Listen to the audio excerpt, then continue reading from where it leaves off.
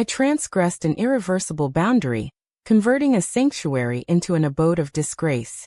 I didn't sleep with him merely once, or by accident, but repeatedly, resembling a woman who had lost her identity entirely. The first time it occurred, I could scarcely breathe afterwards. I recall gazing at myself in the mirror that night, failing to recognize the face staring back at me. The guilt, the fear, the exhilaration, they were all intertwined within my chest. Yet, what terrified me more was the sense of life I felt. He was 20, the son of my husband, and he bore no resemblance to his father. It started the day I entered his room without warning. He had just stepped out of the shower. I stood still. My eyes roamed before my mind could halt them. And in that instant, a part of me shattered. I should have looked away, I should have spoken up, but I remained, consumed by a burning desire. That was the moment when everything started to crumble apart. I'd like to pause here first to express my heartfelt gratitude to all of you who have chosen to subscribe to this channel. Your support is invaluable to me. To those who haven't clicked the subscribe button yet, I eagerly look forward to welcoming you to our community. Your subscription powers this channel and ensures that these narratives continue every week. Don't forget to like, comment, and share your opinions below. Now let me tell you about my transformation from the woman I swore never to become. My name is Mildred. Residing in Colorado with my second spouse, Martin, I am 42 years old. Part-time librarian, full-time wife, or so it seemed. My husband, Martin, and I had been married for 6 years. He was a decent man, but not an attentive one. His work kept him occupied, his words were scarce, and his displays of affection were minimal. Our shared bedroom turned chilly many years ago. Yet I convinced myself that I could endure without ardor. However, I was mistaken. Then Andy arrived. 20-year-old Andy, Martin's son from a prior union, occupied our home temporarily to address his academic matters. A blend of tall stature, athleticism, and self-assurance, which sometimes made me feel uneasy, characterized him. Despite limited interactions before, this stay had an impact. He revitalized the household with a vivacity that Martin had never exuded. He contributed to household tasks, dispensed humor, and exhibited keen observation. For instance, he noticed my modified hairstyle or new attire, and his gaze towards me was not reminiscent of a son's, yet I maintained my resolve. I kept my distance until an unusual day arrived. Arriving home unexpectedly from the library, the house was silent. Ascending the stairs to check if anyone was present, I called out Andy's name. No response, his door was slightly ajar, so I entered. He stood there, bare and towel-drying himself. I gasped, but found myself frozen in place. Upon turning, our eyes met. We stood motionless, neither uttering a word. I remained standing for an unspecified duration, but when I eventually moved away, a shift occurred within me. Starting from that day, my thoughts deceived me. At night, in the shower, during the tranquil instances when Martin was near yet untouching, I would relive that memory. The self-loathing never waned, yet I craved its repetition. It recurred. On a particular evening, Martin was absent, and Andy and I were watching a film in the living room. I wore a delicate sweater, and I sensed his gaze upon me. My mind urged me to depart, but I did not. Instead, I drew closer, reclining further. Subsequently, the kiss, an impulsive, passionate one, occurred. That night, we surpassed the boundary. I could not sleep that night. I merely lay there, coiled in my bed beside the man I had deceived, with the lingering warmth of his son's breath still on my skin. I believed it would cease after that fateful night. I assumed the guilt would consume me, and I would return to my former state of mind. However, things took an unexpected turn. I yearned for it, I yearned for him. Andy wasn't like Martin. While Martin was consistent, Andy was unpredictable. Where Martin paid little attention to me, Andy made me feel recognized, desired. It was all wrong in every sense, and I knew that.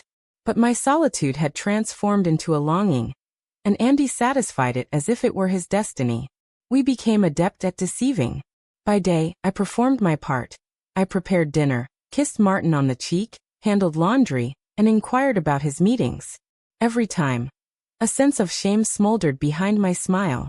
Yet, when Martin was asleep or absent, I would escape our bedroom and enter Andy's. It felt like living two lives.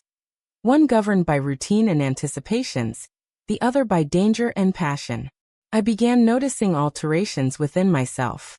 I started wearing perfume again, lingered longer before mirrors, and smiled more when alone. However, I also jumped at every touch from Martin on my phone.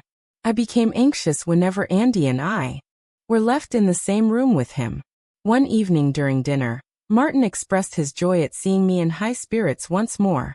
Andy, across the table, gripped my hand and commented, "You've been radiating lately. Whatever it is, keep it going." I nearly swallowed my wine prematurely. Andy continued to eat, his expression inscrutable. However, later that night, alone together, he whispered near my ear, "He wasn't wrong, you know. You've been glowing. It's because of me." At that moment, I recognized we had overstepped boundaries. We had grown reckless. A few weeks later, I arrived home early from the grocery store. Martin's car was in the driveway, strange as he had appointments all day in Denver. Entering the house, I called out his name. No response. I climbed the stairs, my heart pounding unexplained. Then I saw it. The office door was ajar. Inside, Martin sat at his desk, clutching an image, a selfie mirror photo taken in our room by Andy, with his shirt off and my necklace around his neck. That night, when I removed the necklace, I stumbled. Martin's gaze lifted gradually, revealing a vacant expression but quivering eyes. "Why on earth would Andy possess this?" he inquired. Words failed me. He stood up, towering over me. "Explain why Andy was in our room, adorning your trinkets." Reality wavered. My legs gave way, forcing me against the door frame, my windpipe constricting. He advanced. "Mildred, what have you concealed?" In that instant, the deception splintered. I had long dreaded this confrontation. Yet no anticipation could have braced me for the stunned silence after Martin's query. He didn't roar or yell. Instead, he stood mute, motionless and broken, as if his spirit had been struck and he couldn't find the strength to cry out. I attempted to reply, but my voice deserted me. My lips parted, then sealed. My lungs inflated and deflated. The atmosphere felt suffocating. "I am demanding an answer one more time," he whispered. "Did you bed my son?" I nodded, and he turned away from me. I observed his shoulders heave only once, after which he emitted a noise that was a mix of laughter and sobbing. He rubbed his hands across his face before slamming his fist into the wall. The resonating sound of his knuckles hitting the plaster marked the moment I realized our marriage had ended. Andy arrived an hour later. I sat on the couch, my eyes swollen from crying. Martin was upstairs packing a bag. When Andy saw me, he halted. He knew. I nodded again, unable to meet his gaze. Martin descended the stairs with a suitcase in tow. His voice was composed yet trembling. "Both of you are despicable. I don't care who initiated it. You're both grown. You should have known better." Andy attempted to speak, but Martin silenced him. "Save your words. You're not my son anymore." The door slammed shut behind him. In that instant, the house felt chillier than ever before. The subsequent weeks were silent and merciless. Martin departed and filed for divorce. The news spread faster than wildfire in Colorado. In the library, people ceased interacting with me. Friends who I had known for many years ignored my calls.